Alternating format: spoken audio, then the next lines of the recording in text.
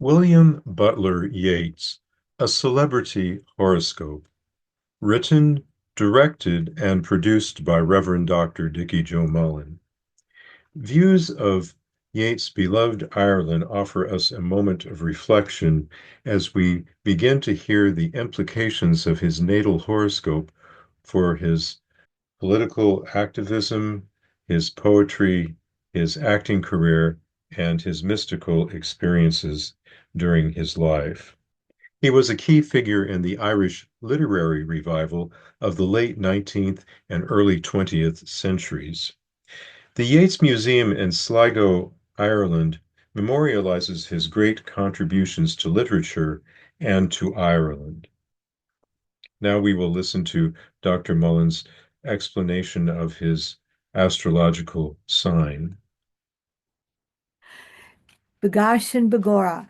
Happy St. Patrick's Day. To celebrate St. Patrick's Day this year, let's look at a very interesting horoscope of one of the national heroes of Ireland. And of course, a very good way to learn astrology is to look at interesting celebrity horoscopes. I know that a number of our listeners here on YouTube Astrology with Dickie Joe Mullen are interested in learning more about actually doing horoscopes yourselves and a study of a celebrity horoscope of, someone who's either an angel or a villain.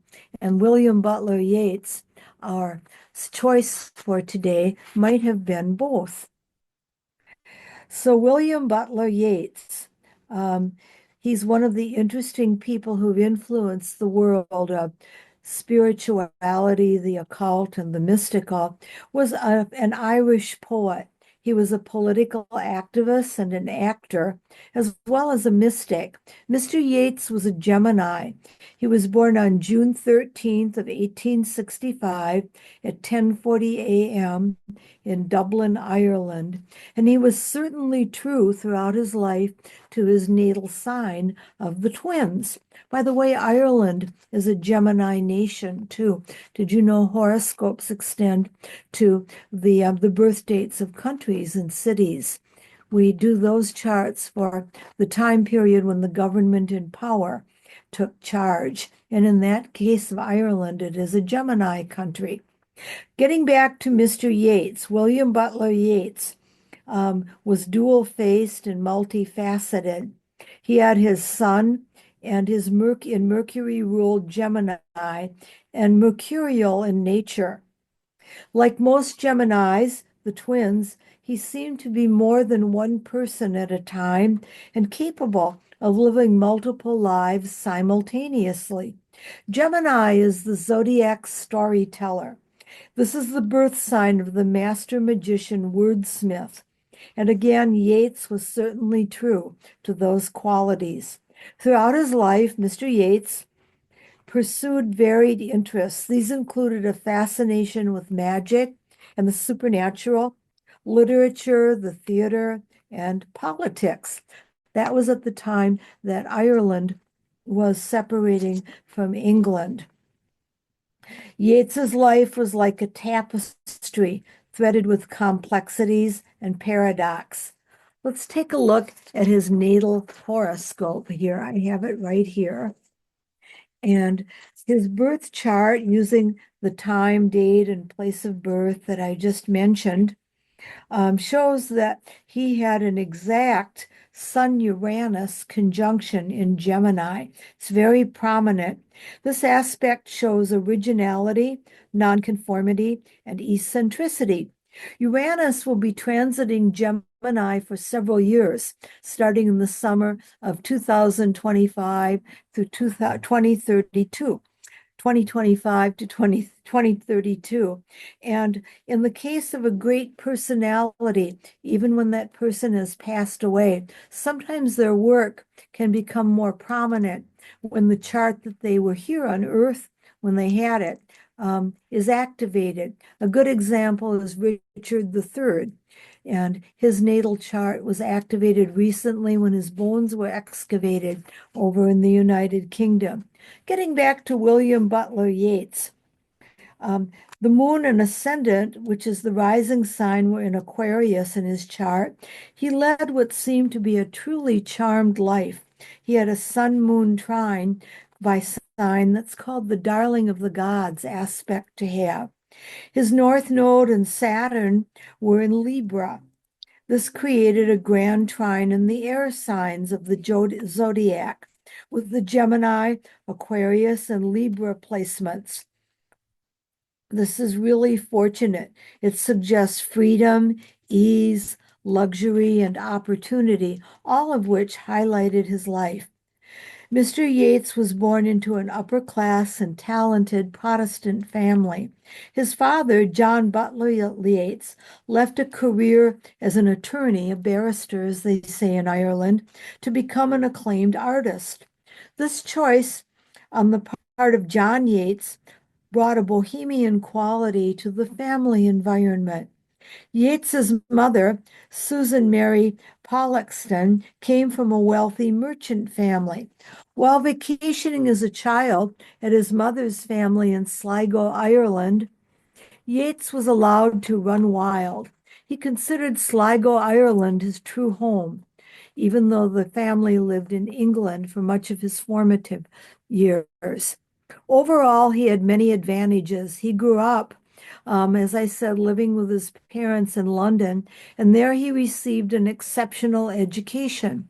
He studied art and also encountered many key figures in the literary and metaphysical circles of the 19th century. Venus and Pluto are conjunct in Taurus in the third house of his birth chart. Mercury is also in that third house. This planetary grouping describes his affinity for the arts and his exceptional intellectual inclinations. These gifts developed during his early school years. Metaphysical interests also came into his life early. Saturn in his eighth house, the segment that relates to death and the afterlife in the birth chart, shows this. Saturn in Libra is exalted by sign and conjunct the favorable fixed star Spica. This positive influence is strengthened by the proximity of his north node in Libra, also to the fixed star Spica. As a young man, Yeats encountered Helena Blavatsky in the Theosophical Society in London. He was inspired to become a theosophist, and this led to him embracing that popular 19th century trend towards spiritualism and mysticism. Catherine Tynan, a writer and scholar who was also active in the metaphysical circles, invited young Yeats to a seance as a teenager. This sparked his lifelong interest in the world of the paranormal and supernatural. Fairyland was a common theme in his writing. His stories and poems involved the elves, the wee folk, the little people. The Aquarius influence in his birth chart, as well as the natal Sun-Uranus conjunction, shows his interest and talent for astrology. In March of 1890, Mr. Yeats joined a well-known mystic school, the Hermetic Order of the Golden Dawn.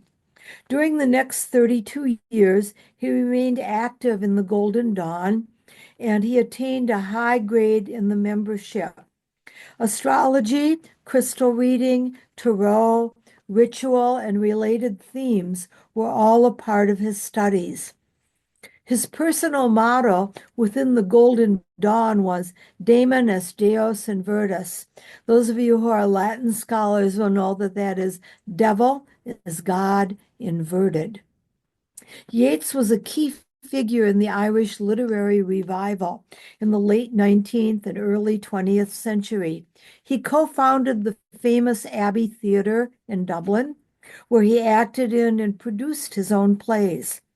His Mars in Leo shows where this theatrical flair is present in his life. His Mars is trine Jupiter in Sagittarius and Neptune in Aries. That creates a grand trine in fire as well as water. The double grand trine within a natal horoscope is Although the orb is wide, it's an especially auspicious pattern called the Star of David. It's rather rare in the birth chart. And this Star of David, formed by two grand trines, one in fire and one in air signs, shows his celebrity status, which was attained and achieved during his lifetime as a poet and actor.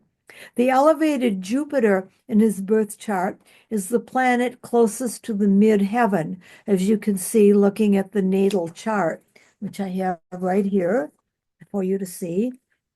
And this is a position that shows he was very well known, became very prominent relatively early in life. It also shows international connections to have an elevated Jupiter. He traveled throughout Europe and the United States. In his role as a leading political activist, he, of course, supported the Irish separatist movement. Eventually, he served as a senator in the newly established Irish Parliament after Ireland finally achieved independence in 1923 from Great Britain. This was the same year that Yeats won the Pulitzer Prize for his poem Easter 1916. Easter 1916 is a political work about the Easter Sunday uprising against English rule.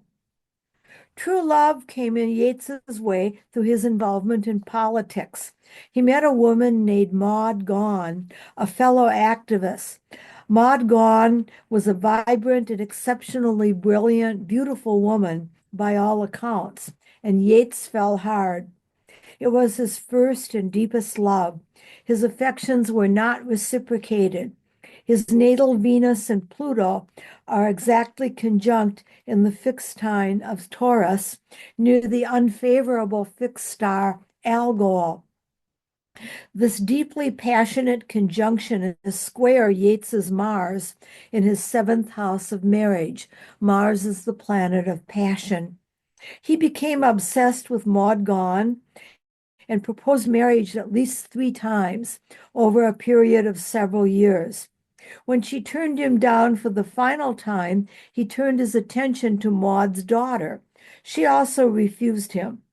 Eventually, Yeats transferred his romantic attentions to a lady named Georgie Hyde Lees, whom he met in 1917. Georgie came from a vaguely bohemian lifestyle, similar to Yeats's own upbringing. Yeats was intrigued by her and admired her psychic talent. She was a well-known automatic writer. Yeats was 52 and Georgie was 25 when he proposed, but the marriage was a surprising success. They had 2 children and remained together until his death. Georgie never remarried. She lived until August the 23rd of 1968, when she passed away at the age of 76. Yeats was heavily influenced by the mystic and occult topics. They found their way into his poetry and his prose. His writing often explores the relationship between the physical world and the spiritual realms. It draws upon sources like Irish mythology, the Theosophical movement, and the religion of spiritualism. In this verse, considered to be one of Yeats's finest short poems, he compares man's awareness that he will die with an animal's lack of awareness of death. Nor dread nor hope attend a dying animal. A man awaits his end, dreading and hoping all. Many times he died, many times rose again, is an excerpt from that poem. William Butler Yeats passed away on January 28th, 1939, in Roquebrune-Cap-Martin, France. Years later, his remains were returned to his beloved Sligo, Ireland. His career was a long one, dating from the late 1800s until his passing about a half century later. There is a Yeats Museum in Sligo, which displays an interesting collection of memorabilia honoring this literary giant. I had the opportunity to visit that museum when I was in Ireland in 1997, and it's wonderful. It shows the contributions Yeats made to poetry and drama, and each year there's still a Yeats Festival, which takes place on his birthday in June. It's the largest running summer academic camp in the world. The popular event has presented programs and tributes to Yeats for more than 65 consecutive seasons. Readings of his poetry and stories are offered throughout the year. The Yeats Museum facility and Sligo poetry reading can be booked through teas, afternoon teas, that are served in a tea room near the museum. Those interested in attending these can contact the official Yeats Society in Ireland for details under www.yeatssociety.com. I'll read here now the positions in Yeats's natal chart, which you can see for yourself by looking at the horoscope. His sun was at 22 Gemini in his fifth house, which represents leisure and entertainment. His moon in Aquarius, which represents interacting with the everyday world, his emotions, was rising in his first house. Mercury in Gemini shows his aptitude for words. His Venus in Taurus in the third house, also his verbal creativity. His Mars in Leo in the seventh house, his interest in law, politics, and his turbulent relationships. His Jupiter was retrograde in Sagittarius in the 11th house. He had many friends and different hopes, wishes, and goals revealed by that. His fascination with death and the afterlife is shown by his retrograde Saturn in Libra in the eighth house. Uranus in Gemini in the fifth house accents and underscores his creativity. Neptune in Aries in the second house, his mysterious wealth and income. Pluto in Taurus in the third house, his interest in controversial communication. His Chiron was in Pisces in the first house, which shows a lot of cycles of healing and emotional turbulence throughout his life. His North Moon node in Libra in the eighth house again accents the spirit world, interest in the afterlife. His rising sign in Aquarius indicated an unusual, very distinctive appearance. He was also a great lover of cats. One of the most famous pictures of him shows him later in life writing in bed with a cat, supervising. I love it. It's my favorite picture. There are a lot of photographs of this enigmatic person available. I'm Dickie Joe, astrologer in Orlando, Florida, encouraging you to look at celebrity horoscopes as a way to develop your own expertise in the art and science of astrology. Thank you for watching the video. Reverend Dr. Dickie Jo Mullen has been gifted with several psychic learning styles that she has developed over her lifetime. Each of us has been gifted with innate psychic learning styles as well that we may choose to develop. Reverend Dr. Dickie Jo Mullen is an astrologer, psychic, and parapsychologist. She provides astrology, psychic, rune, and tarot card readings. She provides face-to-face and Zoom readings and seances. She offers webinars, face-to-face individual and group sessions as well. Here are Dr. Mullen's social media sites. Her email recently changed.